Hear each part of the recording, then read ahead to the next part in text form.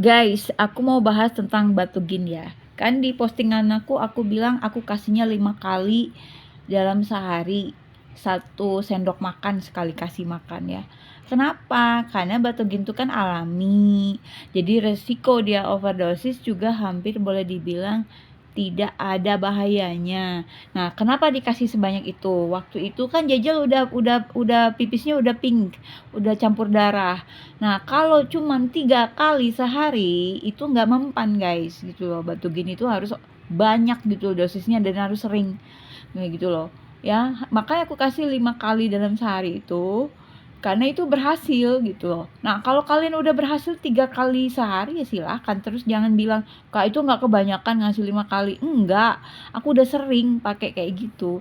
Nah, nanti kalau dia udah lancar pipisnya, bolehlah 3 kali sehari. Tapi jangan berhenti, jangan udah sembuh terus kalian langsung hentikan, jangan. Lanjutkan terus sampai seminggu, sampai keluar kristal putih dari sininya nih. Nah, ini nanti keluar kristal putih tipis banget, kristal kayak bubuk tepung maizena.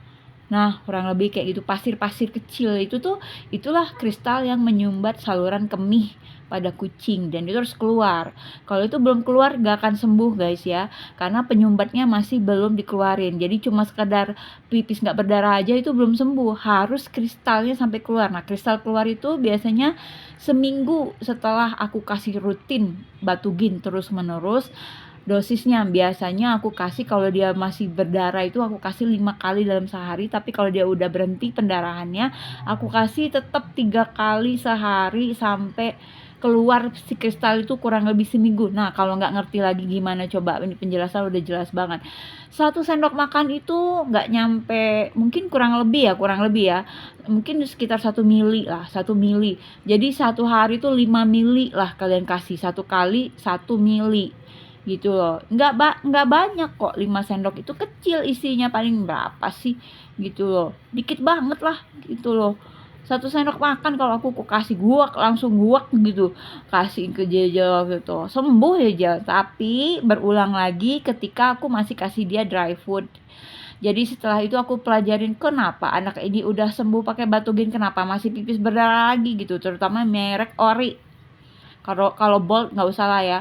Ori, Bolt tuh sama selevel itu. Jangan, itu bahaya banget. Terus akhirnya aku ganti pakannya. Aku nggak pakai dry food sama sekali, ya. Jadi aku ganti ke waktu itu pindang ikan tongkol. Nah, berhenti. Nah, kemudian aku ganti lagi dengan kepala ayam. Lebih bagus kepala ayam karena bikin gemuk gitu ya, bikin dia badannya berat banget. Ini cantik, ini berat banget kan, guys. Ini berat, badannya tuh padat gitu loh, nggak gembiar gitu, enggak, padat, berat banget ini kalau digendong gitu guys. Mudah-mudahan cepet aja kalian kasih Batugin kalau kucing kalian udah susah pipis ngeden pipis berdarah, cepet aja kasih daripada kateter. Kenapa aku menghindari kateter? Karena aku udah pernah mengkateter kucing aku, resiko kematiannya gede banget dan itu bikin kucingnya sakit banget, menderita banget, dan dari segi biaya besar banget. Itu harus, selain kateter harus kontrol lagi gitu loh, banyak gitu loh tetelannya gitu, bisa berjuta-juta gitu ya guys. Jadi Batugin bukan sembarang obat. Batugin memang obat untuk saluran kencing gitu loh. Jadi bukan obat sembarangan ya, itu obat sudah terdaftar, ada dijual di apotek. Jadi bukan obat abal-abal gitu loh guys.